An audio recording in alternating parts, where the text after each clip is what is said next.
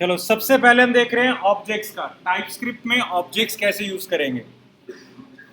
So normally हमने कहा कि ऑब्जेक्ट अगर आपको क्रिएट करना है जावास्क्रिप्ट में भी तो भी ऑप्शन डायरेक्टली था let OBJ equals to what, आपने एक ऑब्जेक्ट क्रिएट कर दिया, उसके अंदर आपने की डिफाइन की नेम कॉलन कोड और age colon what the value. तो आपने सिंपली यहां पर ऑब्जेक्ट्स के साथ की डिफाइन कर दी।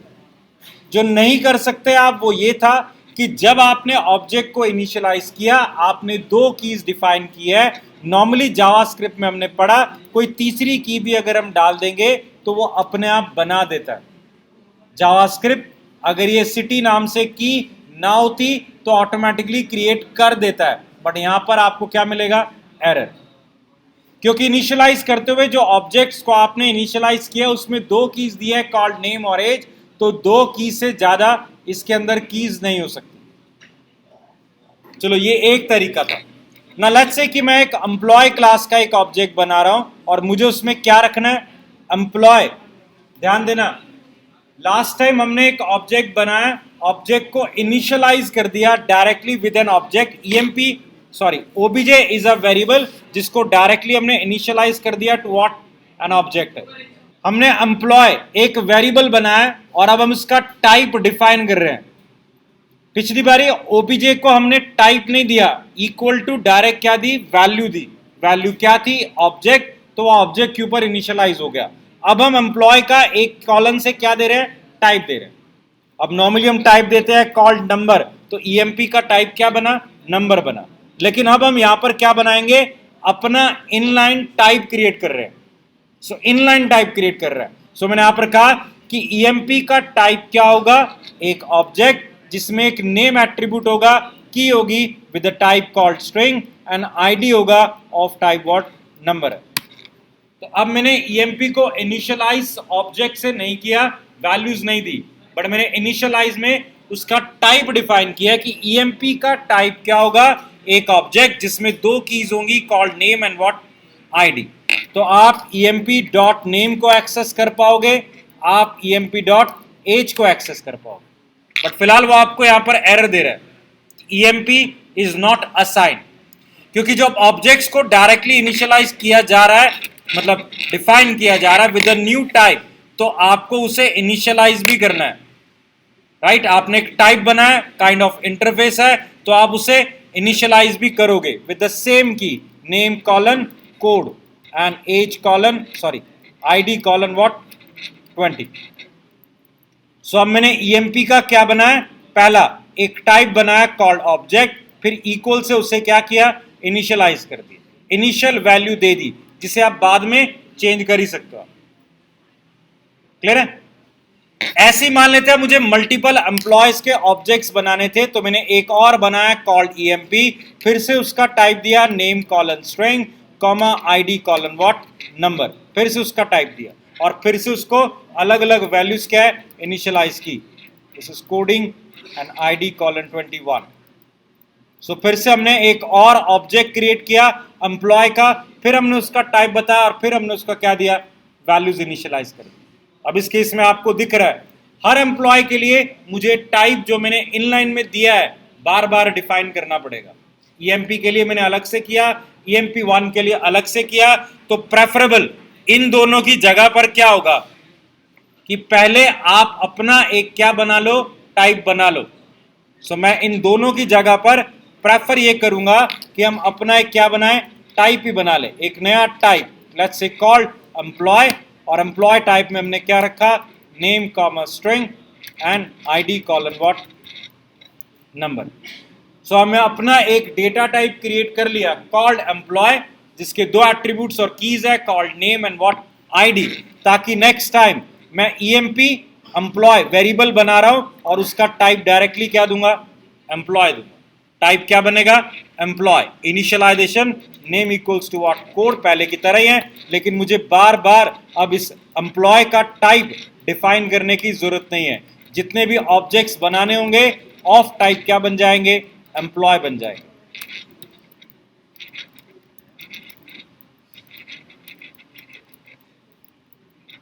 ठीक है। तो टाइप से हमारा यही पर्पस था कि टाइप को इनलाइन जो पहले आपने यूज किया इनलाइन डेफिनेशन था, हमने कहा इनलाइन बार बार डिफाइन करने की बजाय हमने क्या बना लिया, अपना एक टाइप क्रिएट कर दिया। क्लियर हुआ यहां तक? अब नॉर्मली टाइप बनाने की बजाय प्रेफर किया जाएगा कि टाइप की जगह पर आप क्या बनाओ, इंटरफेस बनाओ। है वही सेम, देखो इंटरफेस बनाया, called employ, name colon string and ID colon what number है, सेम है। टाइप की जगह पर मैंने इंटरफेस बनाया, आगे के लॉजिक में कोई चेंज नहीं है, वो सेम ही रहेगा। चलो हमने इंटरफेस बनाया instead of what, a type. Now we just want to see, मैंने कहा कि 99% ऑफ द टाइम टाइप की जगह पर हम क्या बनाएंगे, इंटरफेस बनाएंगे। बट उसका रीजन क्या है? पहला, टाइप सपोज करो किसी ने बनाया आपके लिए और आप उसे यूज करोगे, तो इसका मतलब है किसी ने आपके लिए एक एम्प्लॉय टाइप बनाया, आप एक वेरिएबल बनाओगे जिसका टाइप क्या होगा, एम्प्लॉय, आप उसे यूज कर सकते हो। लेकिन जब मैं इंटरफेस दे रहा हूं, अगर बनाने वाले ने टाइप की जगह पर मुझे क्या दिया है, इंटरफेस दिया है, तो मैं दो काम कर सकता हूं। पहला एक्सटेंड और दूसरा रीओपनिंग है। समझो दोनों क्या है, रीओपनिंग एंड इंटरफेस। पहले इसे समझते हैं। अगर मैंने कहा किसी ने मुझे एम्प्लॉय इंटरफेस बनाकर दिया है, तो मैं क्या कर सकता हूं, इसे रीओपन कर सकता हूं। रीओपन का मतलब, जावा में क्या ऑप्शन डिफाइन था कि एक ही नाम से दो इंटरफेस बना पाओ, यहां पर है। लेकिन यहां पर ध्यान रखना है, जब मैं दो एम्प्लॉय इंटरफेस बना रहा हूं तो एग्जैक्टली नेक्स्ट टाइम में मैं रीओपन कर रहा हूं उसको, मतलब जो पुराना था वो तो है ही है, मैंने कहा भैया मैं एक और उसमें क्या ऐड कर रहा हूं, स्ट्रिंग सिटी ऐड कर रहा हूं। तो अब जो एग्जैक्टली एम्प्लॉय मिलेगा टाइप मुझे, उसमें नेम, आईडी और क्या पड़ा है, सिटी पड़ा है। हालांकि ये काम हम दूसरे तरीके से भी कर सकते थे। क्या बनाते, मैं एक और इंटरफेस बना लेता, लेट्स से कॉल्ड ई, और ये एक्सटेंड कर रहा है किसे, एम्प्लॉय को। अगर ये एम्प्लॉय को एक्सटेंड कर रहा है, इसका मतलब इसमें नेम और आईडी तो आ ही गया, अपनी तरफ से क्या डाल सकता है, सिटी और ऐड कर सकता है। तो अब जो वेरिएबल का टाइप क्या होगा, ई होगा, उसमें क्या क्या रहेंगे, name, ID and what, city. Clear हुआ?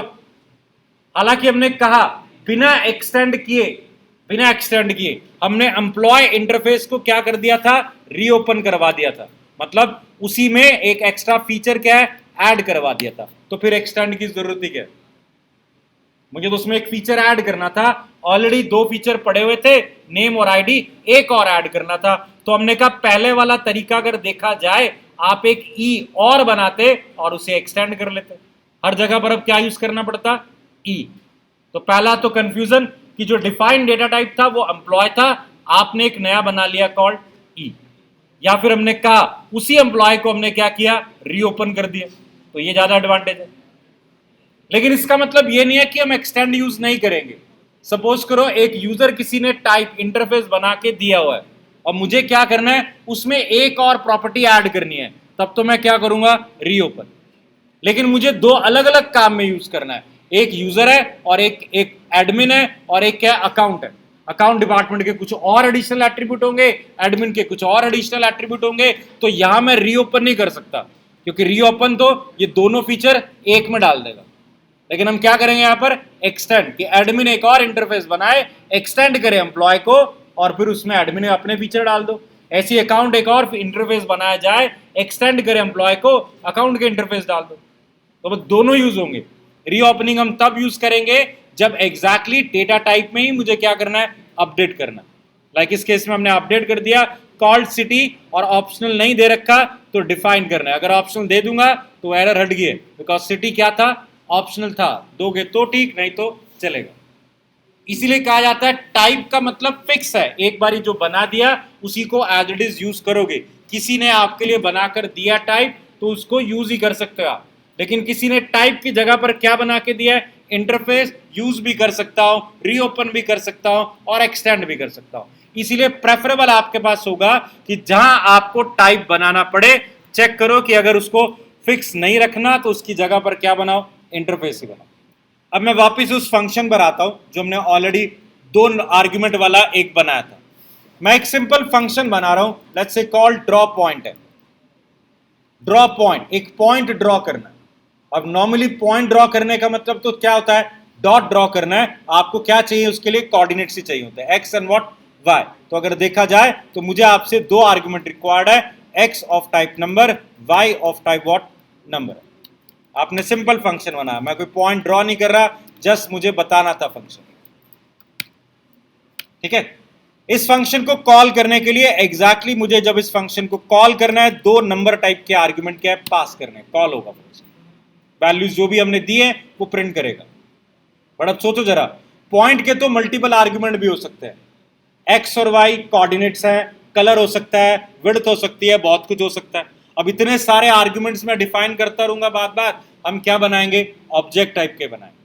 मतलब हम ये दो आर्गुमेंट को अपने पास अब किस टाइप का लेंगे, ऑब्जेक्ट टाइप का। तो मैं फिर से इस फंक्शन को राइट कर रहा हूं, ड्रॉ पॉइंट, पहले की तरह एक पॉइंट टाइप का वेरिएबल आएगा, but what is point, is an object है। तो हमने कहा क्या रिसीव करेगा, फिलहाल तो X colon number and Y colon what, number. देना चाहूं तो मैंने कलर कॉलन क्या दे दिया, स्ट्रिंग, और उसको क्या दे दिया, ऑप्शनल। भाई देना है कलर तो दे दो, नहीं तो मैं व्हाइट कलर का एक डॉट क्या क्रिएट कर दूंगा, दोगे तो उस कलर का बनाऊंगा, नहीं तो डॉट बना दूंगा। तो हमने सिंपल एक फंक्शन ड्रॉ कर लिया जो आर्गुमेंट में क्या रिसीव कर रहा है, एक ऑब्जेक्ट रिसीव कर रहा है। ठीक है, कलर हमने आर्गुमेंट में ऑप्शनल रखा है। तो इसका मतलब है कि ड्रॉ पॉइंट मेथड को जब हम कॉल करेंगे तो क्या भेजेंगे, एक ही आर्गुमेंट भेजना, एक ही आर्गुमेंट है ना। वो एक आर्गुमेंट का टाइप क्या है, ऑब्जेक्ट है। उसमें तीन कीज है, X Y and what, colour, जिसमें कलर हमने क्या क्या रखा है, ऑप्शनल है। सो आप एक ऑब्जेक्ट पास करोगे जिसमें की होगी X colon 20, Y colon what 30, colour is what, optional, छोड़ सकता हूं मैं। तो मैंने ड्रॉ पॉइंट को एक आर्गुमेंट मतलब क्या भेजा, एक ऑब्जेक्ट भेजा। आप चेक करना चाहो, console.log I can say point.x and point.y print करवा रहा हूं। कैसे चेक करेंगे, tsc एंड नोड js/script, तो आपका आउटपुट 20 और 30 जो आपने पास किए थे वो मिल रहे। हमने यहां पर क्या भेजा, ड्रॉ पॉइंट के आर्गुमेंट में क्या बना, एक वेरिएबल, एक आर्गुमेंट कॉल्ड पॉइंट, जिसका टाइप क्या है, एक ऑब्जेक्ट है। क्लियर हुआ यहां तक। अब ऐसी मैं एक और फंक्शन बनाता हूं, तो function called, let's say called get distance है, दो पॉइंट्स के बीच में डिस्टेंस फाइंड आउट करने के लिए। तो अगेन इसके भी आर्गुमेंट क्या होंगे, पहला एक पॉइंट जिसमें फिर से मुझे क्या रिक्वायर्ड है, X colon number, Y colon number, and colour भी आप दे सकते हो इसमें, so colour optional colon what, string. Same चीज मुझे कहां रिक्वायर्ड होगी, ये एक पॉइंट है, आर्गुमेंट क्या रिसीव करेगा, पॉइंट टू भी रिसीव करेगा, क्योंकि दो पॉइंट्स के बीच का डिस्टेंस क्या है, फाइंड आउट करना। सो डिस्टेंस में क्या मांगा मैंने आपसे, एक point, again type X Y colour, point two, again type X Y and what, colour है। अब इस कोड को देख के लगता है कि यार इनलाइन टाइप बार बार बनाना पड़ रहा है, तो क्या बना दे, इंटरफेस ही बना दे। तो मतलब ये बार बार टाइप डिफाइन करने की बजाय हमने क्या बना दिया, इंटरफेस बना दिया। लेट्स से कॉल्ड पॉइंट, हमने वहां रख दिए X colon what, number, Y colon number, और आपने और क्या लिया हुआ था, कलर कॉलन व्हाट, स्ट्रिंग, ताकि आपको आपके फंक्शंस में बार बार टाइप डिफाइन ना करना पड़े। आप क्या डिफाइन करोगे, पॉइंट का टाइप क्या है, is of type what, point है। ऐसी मैं इस कोड को फिर से कमेंट कर देता हूं ताकि गिटअप पे डालूं तो आपके पास दोनों पड़े हो। सो मैंने सिंपल फंक्शन बनाया कॉल्ड ड्रॉ पॉइंट, इस समय इसका टाइप क्या है, पॉइंट, ऑफ टाइप क्या है, पॉइंट है। console.log में पहले की तरह point.x and point.y। A function call gate distance, जहां दो पॉइंट्स के बीच का डिस्टेंस फाइंड करना था, तो point 1 of type point, point 2 of type what. बार बार आपको टाइप डिफाइन करने की जरूरत नहीं पड़ रही, दो पॉइंट्स के डिस्टेंस आपके पास दो पॉइंट्स में पड़े, point 1.x and point 2. Clear है। हमने बार बार टाइप डिफाइन करने की बजाय क्या बना दिया, एक इंटरफेस बना दिया।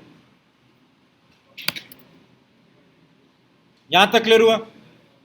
अब इस कंसेप्ट को समझो, इस कोड को अगर पढ़ो तो हमने क्या बनाया, एक इंटरफेस बनाया और दो मेथड बनाया।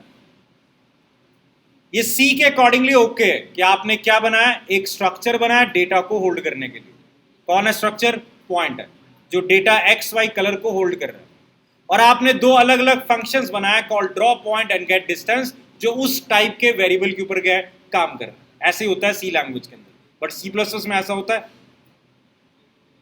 यहां पर सी प्लस प्लस के अकॉर्डिंगली देखा जाए तो एक प्रिंसिपल कोहिजन का वॉयलेट हो रहा है, जहां टाइटली कपल्ड कहते हैं, जहां हम कहते हैं कि डेटा और वेरिएबल्स एक सिंगल यूनिट के अंदर होना चाहिए।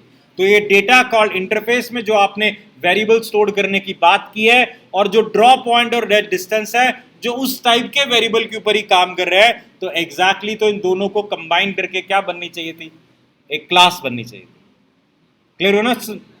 जब ऐसा कोड राइट कर रहे हो तो यू अंडरस्टैंड कि फंक्शन जो हमने बनाया वो पॉइंट टाइप के ऊपर काम कर रहा है, गेट डिस्टेंस भी पॉइंट टाइप के आर्गुमेंट के ऊपर काम कर रहा है, दोनों एक ही टाइप के ऊपर काम कर रहे हैं। तो एग्जैक्टली इस कोड को रीराइट करना पड़ेगा और इंटरफेस की जगह पर क्या बनाएंगे, क्लास बनाएंगे। ठीक है, तो हम क्या बना रहे हैं, यहां पर एक क्लास बना रहे हैं। क्लास का नाम बिल्कुल सेम पॉइंट। पॉइंट में हमने क्या रखा, X colon number and Y colon number. Normally इसे क्या कहते हैं, क्लास के अंदर हमने दो वेरिएबल बनाया एक्स एंड वाई, हम इन्हें क्या कहते हैं, नाम होता है इनका। क्लास के अंदर जो वेरिएबल्स हम बनाते हैं उनका नाम क्या होता है, इंस्टांस वेरिएबल है, कि these variables are related to instance, और ये क्रिएट होंगे जब जब एक इंस्टांस क्या है क्रिएट होगा। तो एक्स और वाई क्या है, इंस्टांस वेरिएबल है। जावास्क्रिप्ट की टर्म में हम कहते हैं प्रॉपर्टी। एक्स और Y are called as what, property. मैंने दो वेरिएबल बनाया, हालांकि वेरिएबल बनाने के लिए आप लेट, वैर और कॉन्स्ट का यूज करते हो, लेकिन यहां पर अलाउड नहीं है, मतलब छोड़ सकते हो आप। मतलब एक्स और वाई से पहले मैंने कोई लेट, वैर, कॉन्स्ट नहीं डिफाइन किया, this is a simple instance variable है। हालांकि यहां पर एरर दे रहा है, एक्स और वाई दोनों में क्या दे रहा है, एरर दे रहा है। क्यों कह रहा है वो एरर, क्योंकि वो कह रहा है एक्स और वाई दो आपने इंस्टांस वेरिएबल बनाया है, बट आपने उन्हें इनिशियलाइज नहीं किया। इनिशियलाइज कैसे करते हैं, या तो कंस्ट्रक्टर से, और या फिर क्या है, डायरेक्ट वैल्यू दे दो। मतलब x colon number equals to what, 10, हमने इनिशियलाइज कर दिया x और y को, एरर हट गई, इनिशियलाइज कर दिया। या तो ऐसे कर दो, और या दूसरा तरीका क्या बनाओ, कंस्ट्रक्टर बनाओ, वो अभी बनाते हैं। तो वो एरर हट गई x और y की, जो ये कह रहा था कि प्रॉपर्टी प्रोसीजर्स को आपने इनिशियलाइज नहीं किया। हालांकि ये एरर क्यों आ रही थी इसको भी हम इग्नोर कर सकते हैं। आपके टाइपस्क्रिप्ट की कॉन्फ़िग फाइल के अंदर एक प्रॉपर्टी डिफाइन है कॉल्ड स्ट्रिक्ट प्रॉपर्टी इनिशियलाइजेशन, जिसकी डिफॉल्ट वैल्यू क्या है, ट्रू है। तो अगर मैं इसे हटा दूं, स्ट्रिक्ट प्रॉपर्टी इनिशियलाइजेशन एक्टिव करके इसकी वैल्यू चेंज करके क्या कर दूं, फॉल्स कर दूं, तो मुझे क्लास के इंस्टांस वेरिएबल को इनिशियलाइज करना जरूरी नहीं है। क्या रहेगा, अनडिफाइंड रहेगा ना, जाने दो। वो आपके ऊपर डिपेंड करता है कि आप वो स्ट्रिक्टली रूल को फॉलो करना चाहते हो। तो अपनी कॉन्फ़िग फाइल में ये प्रॉपर्टी की डिफॉल्ट वैल्यू हम यूज करेंगे, which is what, true. Strict property initialisation, default value true है, मैंने कमेंट कर दिया इसे, तो वापस से वहां पर एरर आनी स्टार्ट हो जाएगी। आपको इनको इनिशियलाइज करना है। कैसे करोगे, या तो डायरेक्ट, ये देखो डायरेक्ट कर रहे हैं तो एरर हट रही है, और एल्स क्या यूज करेंगे, कंस्ट्रक्टर। कैसे करेंगे कंस्ट्रक्टर का वो देखते हैं। फिलहाल मैंने अपनी क्लास कॉल पॉइंट के अंदर दो वेरिएबल बनाया एक्स और वाई, और अब ये मुझे दो फंक्शन बनाने हैं। जरा ध्यान से देखो, ड्रॉ पॉइंट फंक्शन एक पॉइंट ड्रॉ करने के लिए आपसे क्या मांग रहा है, पॉइंट क्लास का ऑब्जेक्ट मांग रहा है, आपने दे दिया। और गेट डिस्टेंस, दो पॉइंट के बीच में डिस्टेंस फाइंड आउट करना था, इसीलिए आपसे वो क्या मांग रहा है, आर्गुमेंट में दो पॉइंट मांग रहा है। जबकि आपको पता है क्लासेस के केस में अगर मैं क्लास के अंदर एक फंक्शन बनाऊंगा ड्रॉ पॉइंट, फंक्शन बनाने के लिए फंक्शन कीवर्ड भी लिखने की जरूरत नहीं है। क्लास के अंदर हमने क्लास के अंदर एक फंक्शन बनाया कॉल ड्रॉ पॉइंट। इस फंक्शन को कॉल कौन करेगा,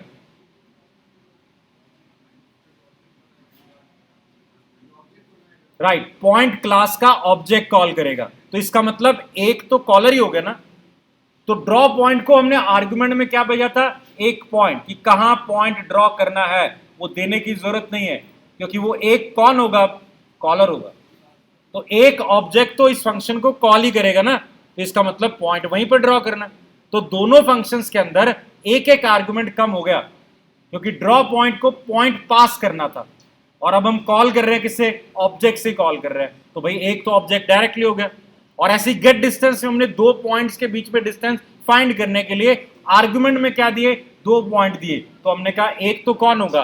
कॉलर होगा, और एक क्या पास कर देंगे? आर्गुमेंट। तो अब मुझे ड्रॉ पॉइंट जो बनाना है यहां पर, वहां पर रिक्वायर्ड नहीं है मुझे कि मैं एक आर्गुमेंट रिसीव करूं, वो अलग बात है। यहां पर इंस्टेंस वेरिएबल का यूज करना है। आप सोच, सिंपल सोच के बताओ, जावा आपने कर लिया, एंटम है, क्लास के फंक्शन के अंदर इंस्टेंस वेरिएबल को यूज करना है, कैसे करेंगे?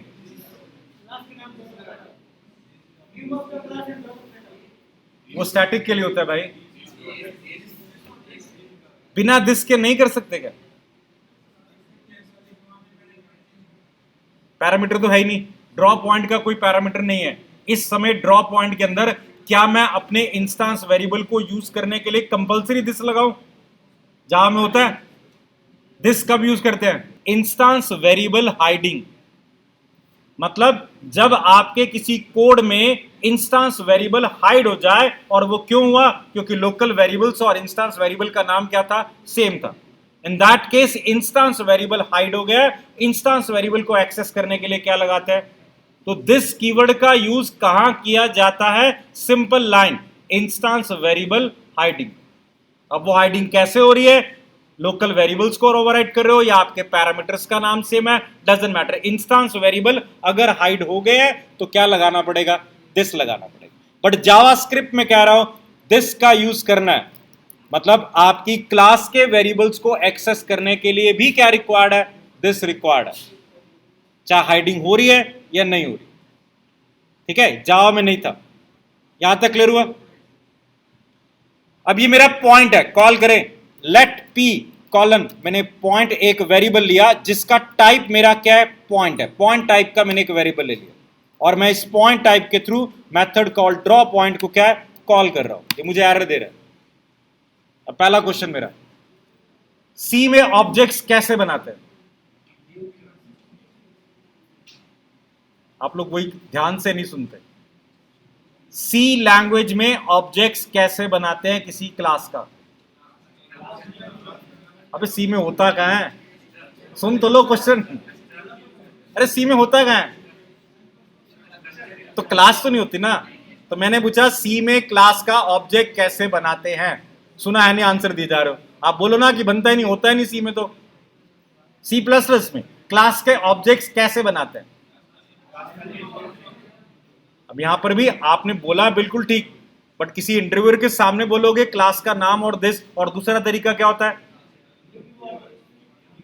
तो बोला आपने सही, बट इतना बोलना नहीं है ना। आपसे पूछे क्लास के ऑब्जेक्ट बनाने के दो तरीके, compile time and what run time. Compile time जो आपने पहला बोला, class name and what object name, और रन टाइम आपका न्यू ऑपरेटर के थ्रू है। भाई दो तरीके हैं, compile time and what run time. Compile time का तरीका वो वाला, और रन टाइम का तरीका मतलब डायनेमिक ऑब्जेक्ट्स क्रिएट करने हैं तो न्यू ऑपरेटर। अब जावा में कैसे बनता है? दो तरीके हैं, एक ही है? भाई आप देखो ना, मैंने कहा दो ही तरीके ऑब्जेक्ट्स क्रिएट करने के, compile and what run time. Java में कंपाइल टाइम ऑब्जेक्ट्स है, रन टाइम है ना। तो जावा में एक ही तरीका है, run time by using what new operator है। जावास्क्रिप्ट बेस्ड ऑन जावा है, तो जावास्क्रिप्ट में भी ऑब्जेक्ट्स बनाने का एक ही तरीका है, that is what run time. Dynamically object create किया जाएगा। फिलहाल जो अभी मैंने यहां लेट पॉइंट लिखा है, ये अगर जावा की बात करें तो आपने क्या लिखा है? पॉइंट टाइप का पी, पॉइंट टाइप का एक वेरिएबल। क्या ये ऑब्जेक्ट बना? नहीं बना। ये क्या बना है? इसको जावा की टर्म्स में सॉरी, इसे जावा की टर्म्स में हम क्या कहते हैं? क्या कह रहे हैं? जावा की टर्म्स में व्हाट इज पॉइंट? ये जो पी बना है, पॉइंट की जगह पी लिखता हूं। What is P? पी क्या है? ऑब्जेक्ट है? ऑब्जेक्ट तो नहीं है ना? हाँ बोलो, ठीक था। रेफरेंस है। It is a reference which is currently referring toward what? Null है। इट इज अ रेफरेंस है। ये ऑब्जेक्ट तब बनेगा जब आप इसे क्या करोगे, मेमोरी स्पेस एलोकेट करोगे। तो ऊपर जो लाइन लिखी है आपने, let point, let P of type what point, तो ये भी तो क्या बना, रेफरेंस ही बना। जब तक आप इसे न्यू ऑपरेटर से मेमोरी स्पेस एलोकेट नहीं करते। अब ये क्या है, ऑब्जेक्ट है, और अब आप पी के थ्रू ड्रॉ पॉइंट क्या है, कॉल कर सकते हो। क्लियर है? फिलहाल मेरे पॉइंट पी के पास दो वेरिएबल्स होंगे instance called X and Y, which has a default value called 10 and 20। तो फिलहाल ड्रॉ पॉइंट जो दो वैल्यूज प्रिंट करेगा, they are 10 and what 20। Clear है? सो हमने पॉइंट, ड्रॉ पॉइंट बना लिया। अब सिमिलर मैनर में हम उसको राइट कर देंगे, that is called get distance. Get distance को दो पॉइंट्स रिक्वायर्ड थे। अगेन एक तो कौन होगा, कॉलर है, और एक मैं रिसीव कर लेता हूं। सो पॉइंट टाइप पॉइंट, एक वेरिएबल ऑफ टाइप पॉइंट, क्योंकि एक मेरे पास पॉइंट कौन सा होगा, दिस डॉट एक्स है, और एक कौन सा होगा, पॉइंट डॉट क्या है, एक्स है। दोनों एक्स कोऑर्डिनेट, दोनों वाई कोऑर्डिनेट मुझे मिल रहे हैं। तो दो आर्ग्यूमेंट वाला जो हमने पहले गेट डिस्टेंस बनाया था, वो भी एक में कन्वर्ट होगा, क्योंकि एक कौन होगा, कॉलर होगा, और दूसरा क्या जाएगा, आर्ग्यूमेंट में जाएगा। गेट डिस्टेंस के एक ही आर्ग्यूमेंट रहेगा। हाँ जी, क्लियर हो गया? अब बात करते हैं कंस्ट्रक्टर की। भाई इनिशियलाइज करने का दूसरा तरीका क्या था, कंस्ट्रक्टर। तो आपने पढ़ा हुआ, व्हाट आर कंस्ट्रक्टर्स। हाँ बताता हूं। गेट डिस्टेंस को कॉल कर लेते हैं। दो पॉइंट रिक्वायर्ड होंगे, एक तो पी हो गया ना, और एक मैं और पॉइंट बनाऊंगा, लेट्स से कॉल्ड P1। फिलहाल इसमें भी क्या जा रहा है, 10 एंड 20, डजंट मैटर। हाँ जी, सेम। अभी तो वैल्यू सेम होगी ना, चेंज करने का तरीका कंस्ट्रक्टर से करेंगे। तो अभी मैं ये दूंगा P डॉट, क्या देंगे, gate distance between what, P1 है, दो पॉइंट्स के बीच का डिस्टेंस निकाला। वैल्यू कैसे चेंज करनी है, क्योंकि फिलहाल तो वैल्यू हमने दोनों की क्या कर रखी है। अब एक तरीका तो बहुत सिंपल यार, एक्स और वाई वेरिएबल का डिफॉल्ट एक्सेस स्पेसिफायर जावा में क्या होता, डिफॉल्ट एक्सेस स्पेसिफायर क्या होता है, मतलब अगर कुछ ना दे तो वो क्या है, डिफॉल्ट। और डिफॉल्ट होता क्या है, पब्लिक है, प्राइवेट है, क्या है, मतलब क्या इन वेरिएबल्स को मैं अभी ऑब्जेक्ट के थ्रू एक्सेस कर पाऊंगा। क्योंकि अगर मैं जावा के कंसेप्ट को देखूं तो एक्स और वाई डिफॉल्ट मोड में जाते हैं, और डिफॉल्ट क्या होता है, इम्प्लिसिट पब्लिक होता है। इसका मतलब वो उसी क्लास में और उसी पैकेज में कहीं पर भी यूज हो सकता है, आउटसाइड द पैकेज यूज नहीं होगा। ठीक है ना, आउटसाइड द पैकेज नहीं। तो ये फिलहाल पब्लिक है, तो इसका मतलब अगर मुझे चेंज करने हैं तो पी डॉट एक्स को मैं कर ही सकता हूं ना फिलहाल। तो बाय डिफॉल्ट तो क्या दे रखे हैं, पब्लिक ही दे रखे हैं। तो P के कोऑर्डिनेट्स हमने चेंज कर दिए हैं, P1 अपना 10 20 पे जा रहा है, गेट डिस्टेंस फिगर आउट हो जाएगा। फिलहाल तो क्या थे, पब्लिक ही थे। क्लियर है ना? सिक्योरिटी के लिए हम इन वेरिएबल्स का टाइप क्या देंगे, प्राइवेट देंगे। सो मैंने x और y का टाइप क्या दे दिया है, प्राइवेट दे दिया, राइट। अब इन प्राइवेट वेरिएबल को एक्सेस करने के लिए क्या चाहिए भाई, राइट, फंक्शंस रिक्वायर्ड होते हैं ना। प्राइवेट वेरिएबल्स को एक्सेस करने के लिए हम क्या बनाएंगे, पब्लिक फंक्शंस बनाएंगे। क्लियर है कि नहीं? वो फंक्शंस ना बनाकर जावा की टर्म्स में हम उन्हें क्या कहते हैं, सेटर गेटर बनाया जाए। मतलब हर इंस्टेंस वेरिएबल के अगेंस्ट क्या बनाए जाएंगे, setter and what, getter. Normally आपने क्लास बनाई होगी पहले एडिशन वाली, क्या रखा था उसमें, एबीसी 3 वेरिएबल, एक फंक्शन रीड जो दोनों को रीड कर लेगा, एक ऐड और एक क्या है, डिस्प्ले, रिजल्ट प्रिंट कर देगा, स्टैंडर्ड। बट सोचो जरा, रीड फंक्शन दोनों नंबर को रीड कर रहा है, अगर मुझे एक में डालना हो तो नहीं होगा ना भाई। मैंने एक फंक्शन क्लास बनाई, नेम और एज डालनी, सिर्फ नेम है, एज अभी नहीं डालनी। लेकिन आपने तो एक फंक्शन बना रखा है जो आर्गुमेंट में नेम और एज दोनों रिसीव करता है, तो दोनों ही भेजने पड़ेंगे भाई। तो स्टैंडर्ड ये कहा जाता है ऑब्जेक्ट ओरिएंटेड प्रोग्रामिंग में, जितने इंस्टेंस वेरिएबल आपने बनाए हैं उन सबको एक्सेस करने के लिए अलग अलग गेटर एंड व्हाट सेटर बनाए जाएंगे। मतलब मेरे यहां पर दो वेरिएबल है कॉल्ड एक्स और वाई, तो मैं इन दो वेरिएबल्स को एक्सेस करने के लिए दो अलग अलग क्या बनाऊंगा, सेटर और गेटर बनाऊंगा। एग्जैक्टली 4 मेथड बनेंगे, एक सेटर का, एक गेटर का for X and a setter getter for what, और है कुछ नहीं. What is setter getter? A function which allow us to set the value of a variable और to get the value of the variable. Code same होगा. तो अगर मैं यहां पर बनाऊं तो क्या लिखूंगा? लेट्स से मैंने एक फंक्शन बनाया कॉल्ड गेट एक्स, जो आपको क्या रिटर्न करेगा? दिस डॉट क्या एक्स. और ऐसी मैंने एक बना दिया सेट एक्स, जो आर्ग्यूमेंट में एक नंबर टाइप की वैल्यू रिसीव कर लेगा और दिस डॉट एक्स से उसे क्या कर देगा? इनिशियलाइज. अब ये क्या बन गया मेरा? Setter getter for an instance called what? X है. भैया आपको एक्स की वैल्यू देनी है तो सेटर गेटर एक्स के यूज कर लेना. सेटर से वैल्यू दी जाएगी और गेटर से वैल्यू क्या है? रिट्रीव होगी. और ऐसी वाई के लिए भी क्या बना दूंगा? Get Y, that will return what? This dot Y, and set Y which again receives a value argument, और आर्ग्यूमेंट को हम असाइन कर रहे हैं दिस डॉट वाई में. क्योंकि अगर आप नीचे देखो तो हमें एरर मिल रही है, क्योंकि एक्स और वाई को हमने प्राइवेट कर दिए, तो आप अब उनको डायरेक्टली तो एक्सेस कर नहीं सकते. या तो फंक्शन बनाओ या फिर हमने वो फंक्शन क्या बना दिए? सेटर गेटर बना दिए. पी डॉट क्या दे दिया? सेट एक्स, लो 30 दे दिया. और ऐसी पी डॉट क्या दे दिया? सेट वाई, हमने 100 दे दिया. आप एक कॉमन फंक्शन बना सकते हो दोनों के लिए, बट प्रेफरेबल होगा आप दोनों के अलग अलग भी बनाओ, सो दैट किसी केस में मुझे सिर्फ x की वैल्यू चेंज करनी है तो मैं सेटर x का कॉल करूं, और y की चेंज करनी है तो सेटर किसका कॉल करूं? y का. हाँ, एक कंस्ट्रक्टर तो बनाए, लेकिन बाद कंस्ट्रक्टर ने क्या किया? ऑब्जेक्ट बनते इनिशियलाइज करके वैल्यू दे दी. बाद में x की वैल्यू चेंज करनी है तो सेटर गेटर चाहिए होंगे ना, बाद में चेंज करनी है. कंस्ट्रक्टर में तो इनिशियलाइजेशन के टाइम हमने दे दिया, बाद में कभी एक्स वाई चेंज करना है तो हमें क्या रिक्वायर्ड है? सेटर गेटर फंक्शन रिक्वायर्ड है. हमने गेटर बनाया कॉल्ड गेट एक्स, जो हमें क्या रिटर्न करेगा? एक्स की वैल्यू रिटर्न करेगा. सो अगर मैं उसे कंसोल ले लूं तो एक्स की वैल्यू क्या आएगी? प्रिंट आएगी. क्लियर हुआ? ये स्टैंडर्ड सेटर गेटर थे. स्टैंडर्ड सेटर गेटर का मतलब आप फंक्शन बनाओगे जिनका नाम सेट और आगे आगे प्रॉपर्टी का नाम होगा. जैसे x वेरिएबल को सेट करने के लिए क्या लिखा? Set x. y वेरिएबल था तो क्या लिखा? Get y. आप कुछ भी नाम रख सकते हो. ये तो स्टैंडर्ड है. स्टैंडर्ड इसलिए कि कल आपने मेरे लिए क्लास बनाई, उसमें नेम और एज मैंने आपको वेरिएबल रखने के लिए कहे थे. अगर आपने स्टैंडर्ड फॉलो किया है तो गेट नेम, सेट नेम ये बने होंगे.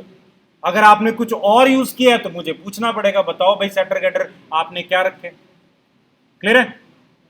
ये सेटर गेटर फंक्शंस है, और जावास्क्रिप्ट ने इन फंक्शंस को मॉडिफाई करके प्रॉपर्टी बना दी.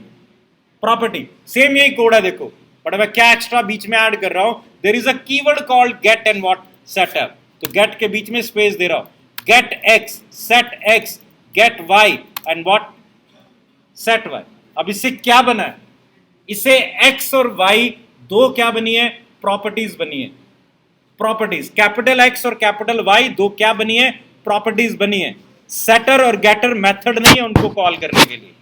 अब दो प्रॉपर्टीज है, तो p डॉट एक्स अगर आप इक्वल टू सम वैल्यू करोगे तो अपने आप क्या कॉल कर लेगा? सेटर. और अगर आप let data equals to p dot X कर रहे हो, मतलब इसकी वैल्यू रिट्रीव कर रहे हो, तो अपने आप क्या कॉल करेगा? गेटर है. एक प्रॉपर्टी, दो फंक्शन नहीं है कि डालना है तो सेट वाला यूज करो, रिट्रीव करना है तो गेट वाला यूज कर लो. नहीं, एक प्रॉपर्टी कॉल्ड एक्स, इसमें वैल्यू डालोगे तो अपने आप सेटर कॉल होगा, और इसकी वैल्यू रिट्रीव करोगे तो अपने आप क्या कॉल होगा? Getter. That is what we called X और वाई. हमने क्या बना लिए? प्रॉपर्टी प्रोसीजर्स बनाया. क्लियर है? अब यहां पर क्वेश्चन आता है, भाई सिंपल एक्स और वाई वेरिएबल को एक्सेस करने के लिए कैपिटल एक्स और वाई हमने क्या बना दी? प्रॉपर्टी बना दी. तो सीधा दे दो ना एक्स और वाई का एक्सेस, सीधा दे दो एक्स और वाई का एक्सेस. मतलब आप मुझे कह रहे हो इस वेरिएबल को डेटा, इसको डेटा मैं डायरेक्टली नहीं दे सकता, इनके थ्रू जाएगा भाई. तो सीधा दे दो ना भाई, ये बीच में क्यों ला रहे हो? क्या नुकसान है? ये वेरिएबल है, इसका टाइप हम दे सकते हैं नंबर. नंबर का मतलब है कुछ भी नंबर टाइप का डाल सकते हैं. बट अगर ये एज प्रॉपर्टी है तो मुझे डलवानी है एज जो 20 से क्या है? बड़ी है. वो तो मैं कंडीशन टाइप के ऊपर नहीं लगा सकता ना, लेकिन वो मैं ये फंक्शन के ऊपर तो लगा सकता हूं ना. इसको मैं डेटा दूंगा, ये वैलिडेट कर लेगा कि नंबर तो यार आपने एज 10 20 दे दिया, ये तो मैं सेव नहीं करूंगा यहाँ पर। मतलब मैं अपने डेटा के ऊपर रिस्ट्रिक्शन लगा सकता हूं, और वो कैसे लगाऊंगा? I need to write a logic. Variable के अंदर तो डायरेक्टली डेटा जा सकता है, थ्रू लॉजिक डेटा जाएगा, तो I can write what? A condition है। जैसे कई बार हम ऐसा भी लिखते हैं ना, फर्स्ट नेम लास्ट नेम, दो प्रॉपर्टीज है, और एक क्या है? नेम है। तो नेम को हम चेंज नहीं करते, हम कहते हैं फर्स्ट नेम में चेंज होगा तो नाम अपडेट कर देना, लास्ट नेम में अगर चेंज होगा तो भी नाम अपडेट क्या कर देना। तो ये वैल्यू तो अपने आप ही अपडेट हो रही है ना, बेस्ड ऑन व्हाट? कि फर्स्ट नेम को चेंज किया तो मैंने कहा फंक्शन कॉल हुआ, प्रॉपर्टी कॉल हुई, इसने नाम को भी चेंज किया, फर्स्ट नेम को, और साथ साथ नेम प्रॉपर्टी को भी क्या चेंज कर दिया। So we can write logic, क्योंकि वेरिएबल को डायरेक्टली वैल्यू असाइन ना करके हम एक फंक्शन के थ्रू राइट कर रहे हैं, और फंक्शन में क्या राइट कर सकते हैं? स्टेटमेंट राइट कर सकते हैं। क्लियर हुआ? चलो अब वापस से आते हैं यहां पर। इनिशियलाइज करने के लिए हमने कहा क्या बनाएंगे? कंस्ट्रक्टर। क्या होते हैं भाई कंस्ट्रक्टर?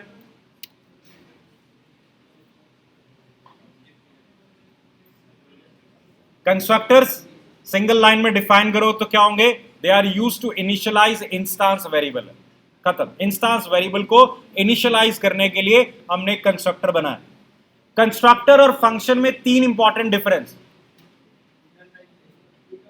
सो हम नॉर्मली कहते हैं functions are same name as that of a class, they have no return type, they are not called as they are called automatically when an object is what?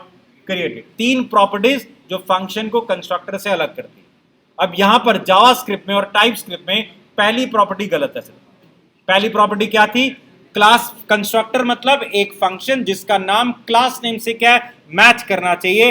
यहां पर constructor का मतलब एक function बनेगा जिसका नाम क्या होगा? कंस्ट्रक्टर ही होगा।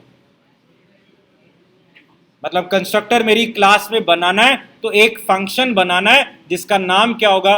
कंस्ट्रक्टर। आगे काम जो मर्जी करो, मैं यहां पर x equal to 10, y equal to 20, not x। क्या लिखेंगे? This dot x and this dot y initial करो। और एल्स हम नॉर्मली क्या लेते हैं? पैरामीटर ले लेते हैं, x colon what number, y colon what number. ये दो आर्ग्यूमेंट्स का कंस्ट्रक्टर है, और हमने इंस्टेंस वेरिएबल को इनिशियलाइज करने के लिए हमने बना दिया। क्लियर है? अब आपने कंस्ट्रक्टर में तीन टाइप के कंस्ट्रक्टर पढ़े हुए हैं।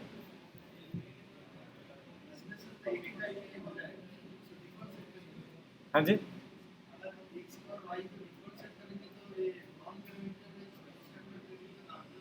नहीं अब तो पैरामीटराइज कर दिया ना, कि आप पैरामीटर दोगे, जो दोगे वैल्यू साइन करो, वो आपके लॉजिक के ऊपर है ना। कई बार डायरेक्ट दो या कंस्ट्रक्टर के अंदर लॉजिक राइट करो। कंस्ट्रक्टर तीन टाइप के आपने पढ़े हुए हैं, डिफॉल्ट, पैरामीटराइज एंड कॉपी। हालांकि अगर तीनों को देखे तो बात एक ही थी, एक बिना आर्गुमेंट का, एक या दो नंबर के आर्गुमेंट का, और दूसरे में आर्गुमेंट का टाइप क्या होना चाहिए? क्लास टाइप का। आर्गुमेंट का टाइप क्या होगा? क्लास टाइप का। अब जावास्क्रिप्ट में आपने ओवरलोडिंग सुनी है, पढ़ी है? ओवरलोडिंग, ओवरलोडिंग क्या होती है?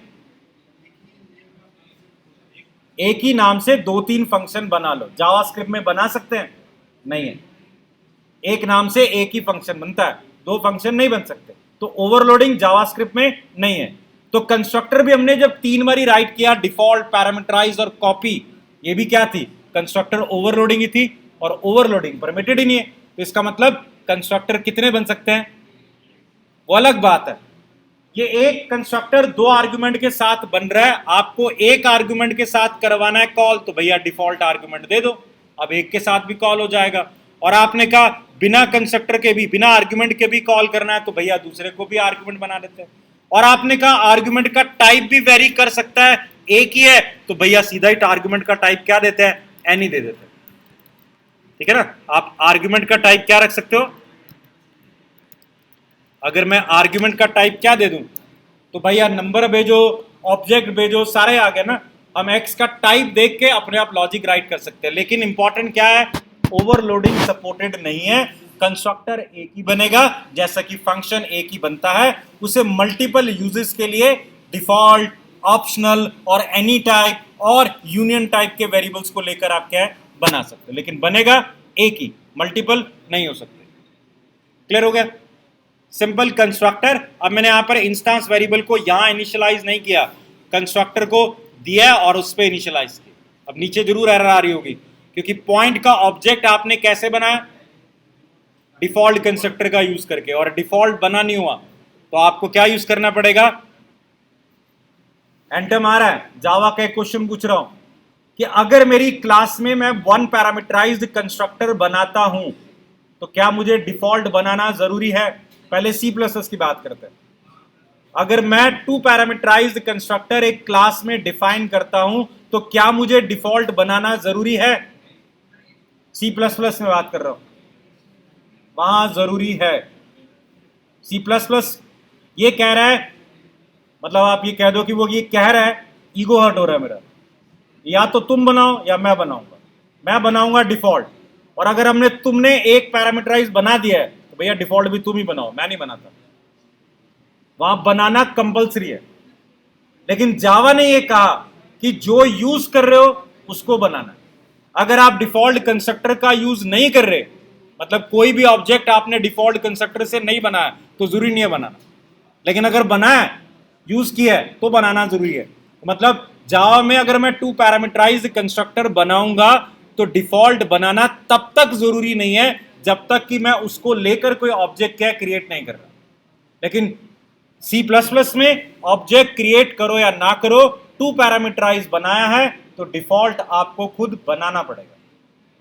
सो फिलहाल हमने यहां पर जावा की बात कर रहे थे, तो मैंने one parameterised default constructor call किया जो कि मैंने बनाया नहीं है, तो फिर यहां पर तो क्या देगा, एरर देगा। और जो यहां पर बन भी कैसे सकता है, अगर दोनों आर्ग्यूमेंट का टाइप क्या दे दूं, डिफॉल्ट वैल्यू क्या है, असाइन कर दूं। नाउ आई कैन से ना कि इन दोनों को डिफॉल्ट आर्ग्यूमेंट से भी कॉल किया जा सकता है। इन दैट केस एक्स और वाई क्या जाएंगे, 0 पर जाएंगे। क्लियर है। ये क्लासेस के ऊपर था। क्लासेस में छोटा सा और कोडिंग कन्वेंशन और वेरिएबल का है। लेट्स से मैं एक एम्प्लॉय क्लास बना रहा हूं। अब नॉर्मली एम्प्लॉय क्लास का मतलब है कि मैं अपना डेटा प्राइवेट रखूंगा, private name colon string and private age colon number. इन्हें इनिशियलाइज करना जरूरी है, या तो मैं यहीं पर इनिशियलाइज करूंगा या फिर मैं इनके लिए क्या बनाऊंगा, कंस्ट्रक्टर बनाऊंगा। So name colon string age colon number, और मैं कंस्ट्रक्टर में this dot name equals to name, this dot age equals to what age कर रहा हूं। तो मैंने अपने इंस्टेंस वेरिएबल को कंस्ट्रक्टर में क्या इनिशियलाइज कर दिया। ना अब मैं इनके लिए प्रॉपर्टी प्रोसीजर्स भी बनाऊंगा, सेट कैपिटल नेम या सेट कैपिटल एज। तो बड़ा कन्वेंशन होता है यार। स्टैंडर्ड ये कहा जाता है कि ये प्राइवेट वेरिएबल्स है, यूजर से हाइड ही रखने हैं, तो इन वेरिएबल्स को कैसे लिखा जाएगा, अंडरस्कोर से, अंडरस्कोर नेम अंडरस्कोर एज, ताकि आप जब प्रॉपर्टीज को डिफाइन करो, आपको जब इसके अगेंस्ट प्रॉपर्टी बनानी हो तो क्या बनाओगे, सेट नेम नाम से क्या बनेगी, एक प्रॉपर्टी सेट नेम। मतलब आपका काम आसान करने के लिए कोडिंग स्टैंडर्ड में हमने सिंपली ये डिफाइन किया कि आप अपने इंस्टेंस वेरिएबल्स को अंडरस्कोर से राइट करो और आप जो प्रॉपर्टीज बनाओ वो डायरेक्ट बनाओ ताकि दिखने में नजर आए। Employee has a property called what, name है। Internally this name is stored in a variable called underscore name है। ये स्टैंडर्ड है, कन्वेंशन नॉट द रूल। तो फॉलो करना है ना करना आपके ऊपर डिपेंड करता है। लेकिन जो मुझे एक्स्ट्रा बताना था इस कन्वेंशन के अलावा, कि लेट्स से मैंने यहां पर अपने कंस्ट्रक्टर के अंदर भी वेरिएबल्स का नाम या अंडरस्कोर से रख दिया, या कोई भी रख दो, फर्क नहीं पड़ता। जावास्क्रिप्ट या टाइपस्क्रिप्ट ये कह रहा है कि आपको इंस्टेंस वेरिएबल बनाने की जरूरत ही नहीं है अगर आप कंस्ट्रक्टर के वेरिएबल्स का एक्सेस स्पेसिफायर दे रहे हो। अब मैंने कंस्ट्रक्टर के अंदर जो वेरिएबल बनाया उसका क्या दे दिया, एक्सेस स्पेसिफायर दे दिया। तो टाइपस्क्रिप्ट या जावास्क्रिप्ट ये कह रहा है ये इंस्टेंस वेरिएबल अपने आप मैं आपके लिए क्या बना दूंगा। देखो, प्राइवेट अंडरस्कोर नेम कर दिया, कंस्ट्रक्टर के वेरिएबल को क्या दे दिया, एक्सेस स्पेसिफायर दे दिया।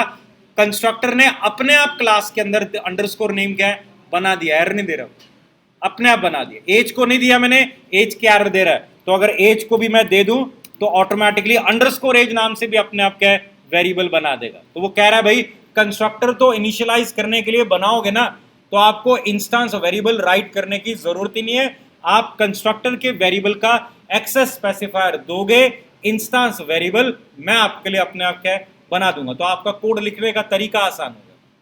और इवन आईडीज में शॉर्टकट भी है कि इंस्टेंस वेरिएबल अगर मैंने बना दिया है तो मैं उसको कह सकता हूं कि इंस्टेंस वेरिएबल के अगेंस्ट कंस्ट्रक्टर गेटर सेटर अपने आप क्या राइट कर दे, ताकि मैं उसके अंदर फिर अपना लॉजिकल कोड राइट करूं। अदरवाइज तो आपने खुद देखा सेटर गेटर का लॉजिक तो सेम ही था। ये सेट एक्स मतलब एक्स सेट करेगा और गेट एक्स एक्स रिटर्न करेगा, लॉजिकली कोड सेम है, वेरिएबल नेम डिफरेंट है। तो ऐसा वो अपने आप आईडी के साथ भी कर सकता है। हाँ जी, क्लियर हुआ क्लासेस का कंसेप्ट?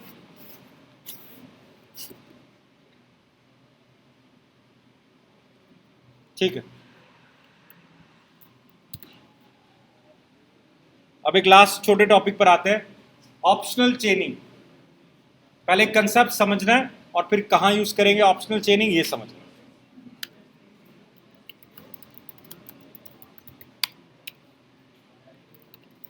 मैंने यहां पर सिंपल एक इंटरफेस बनाया, एक टाइप है मेरा, लेट्स से कॉल्ड कस्टमर। मेरे लिए एक टाइप है, customer means it has name और it has what a city. तो कस्टमर के दो टाइप है, बहुत सिंपल लॉजिक राइट कर रहा हूं। हमने एक फंक्शन बनाया called get customer. Get customer क्या रिसीव करेगा? एक आईडी रिसीव करेगा। लेट्स से कि मैं यहां पर आईडी रख रहा हूं, so ID of type what number. हमने कहा गेट कस्टमर क्या रिसीव करेगा? एक ID of type what number. हमने इन फंक्शंस का अभी तक कोई रिटर्न टाइप लिखा नहीं है। बाय डिफॉल्ट रिटर्न टाइप क्या होता है? वो चेक करता है कि आपने रिटर्न क्या किया, जो कर रहे हो उसके ऊपर बेस अपने आप रिटर्न टाइप सेट कर देता है। बट मैं तो खुद भी कर सकता हूं कि भैया मुझे तो इस फंक्शन से क्या चाहिए, एक कस्टमर टाइप की वैल्यू चाहिए। तो आईडी मैं भेज रहा हूं, वो आईडी का डेटा मुझे सबमिट करवा देना, या एक नया आईडी नया कस्टमर इसके ऊपर बेस बना देना। ठीक है, फिलहाल ये एरर दे रहा है क्योंकि आपने फंक्शन का रिटर्न टाइप क्या दिया है? कस्टमर दिया है, और अभी तक आपने कुछ रिटर्न नहीं किया, ऐसी कोई टाइप उसे दिख नहीं रहा।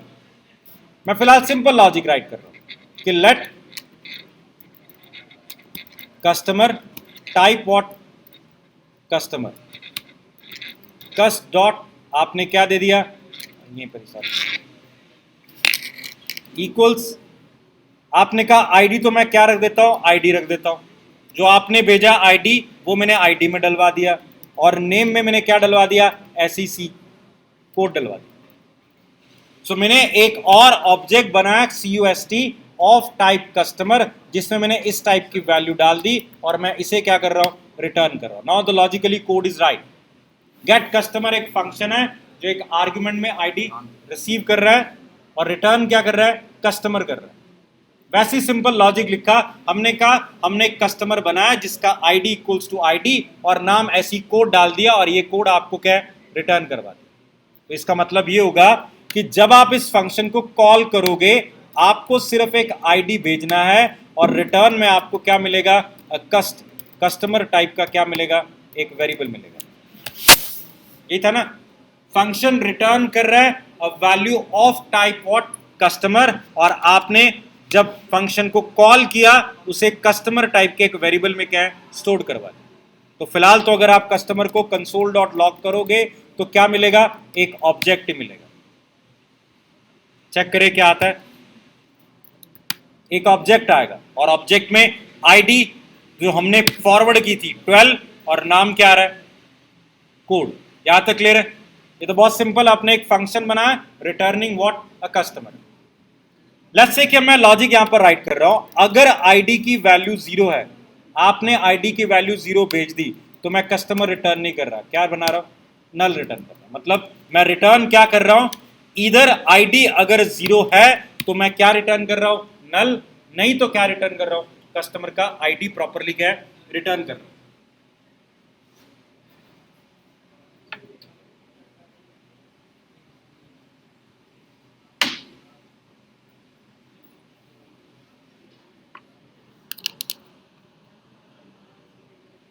हाँ जी, क्लियर है।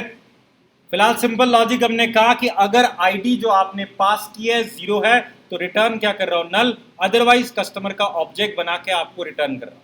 फिलहाल एक एरर दे रहा है क्योंकि आपने कहा आप रिटर्न कर रहे हो नल, जबकि आपने मेंशन कर रखा है इस फंक्शन का रिटर्न टाइप क्या है, तो मुझे इसको बताना पड़ेगा ना, दिस मे रिटर्न व्हाट, नल और क्या है, कस्टमर। क्लियर है। ये एरर हट गई, बट नीचे वाली एरर आनी स्टार्ट हो जाएगी। भाई कस्टमर किस टाइप की वैल्यू रिटर्न कर सकता है, कस्टमर और नल। लेकिन जो आपने CUST ले रखा है उसका तो टाइप क्या है, तो आपको इसको भी बताना पड़ेगा कि ये भी क्या रिसीव करेगा, कस्टमर और व्हाट, नल। हो गया ओके सब कुछ, कोड में कोई एरर नहीं है। अभी चलाओ इस कोड को, कोई इशू नहीं है। अभी तो फिलहाल हमने वैल्यू क्या भेजी है, 12 भेजी है, TSC 12 भेजा है, तो 12 के बेसिस पर तो एक ऑब्जेक्ट क्या है, रिटर्न होगा, ये रिटर्न कर रहा है। और लेट्स से कि 10 की जगह पर 0 भेजते, अब ऑब्जेक्ट रिटर्न नहीं होगा, क्या आएगा, नल आएगा, नल। कोई इशू तो नहीं। अब इशू स्टार्ट होता है। कस्टमर की वैल्यू दो पॉसिबल है इस CUST की, कस्टमर और नल। आपने कहा अगर वो नल है तो कोई बात नहीं, बट अगर वो कस्टमर है तो मुझे उसका नाम प्रिंट करवाना। अगर मैं डायरेक्टली यहां पर CUST.name लिख दूं तो एरर दे रहा है, क्योंकि नाम किसका है लेफ्ट हैंड साइड पे, कस्टमर और नल का। कस्टमर का तो होता है भाई, नल का तो होता ही नहीं। तो कह रहा है नल का क्या करे, that means you need to write a logic, if customer equals to what, null, तो आप console.log, या आपने कहा if the customer not equals to what, null, तो नाम को क्या है, प्रिंट करो। टाइटली इंटीग्रेटेड था आईडी के साथ, आपने चेक कर लिया कि कस्टमर का नाम जब प्रिंट किया जा रहा है, we have already validated the condition कि ये नल तो नहीं है, तो बट ऑब्वियसली किस टाइप का होगा, कस्टमर टाइप का होगा, तो फिलहाल नाम आएगा।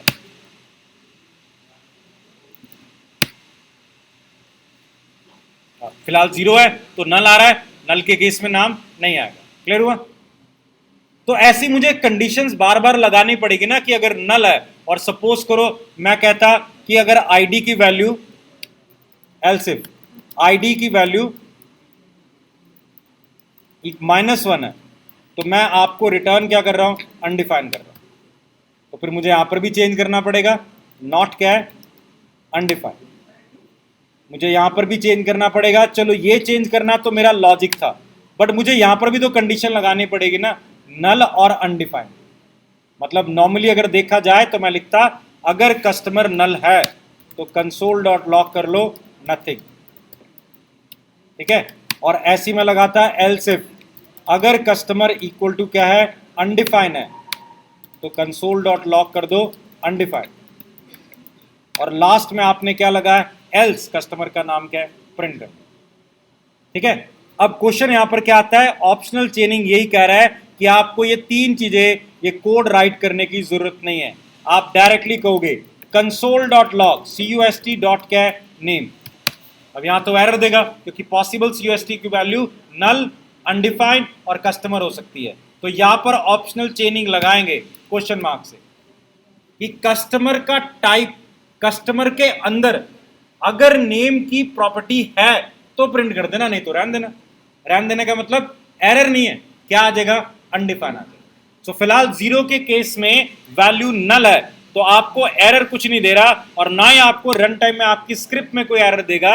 आपको उसकी वैल्यू क्या देगा, अनडिफाइन है, आपका कोड नहीं रखा। ऑप्शनल चेनिंग से ये इतना बड़ा जो कोड हमने लिखा था वो कन्वर्ट, आपने इतना बड़ा जो कोड राइट किया था वो सिर्फ कन्वर्ट किया। आपने कहा राइट साइड वाला expression that is called dot name, अगर मेरे इस ऑब्जेक्ट में एग्जिस्ट करता है तब प्रिंट कर दो, नहीं तो क्या प्रिंट कर दो, अनडिफाइंड। एरर मत देना। वो एरर को रिमूव करने के लिए हमने क्या लगाया, ऑप्शनल चेनिंग लगाई है कि चेन नाम प्रिंट करो तब जब नाम है तो, नहीं तो अनडिफाइंड देके खत्म करो। क्लियर है।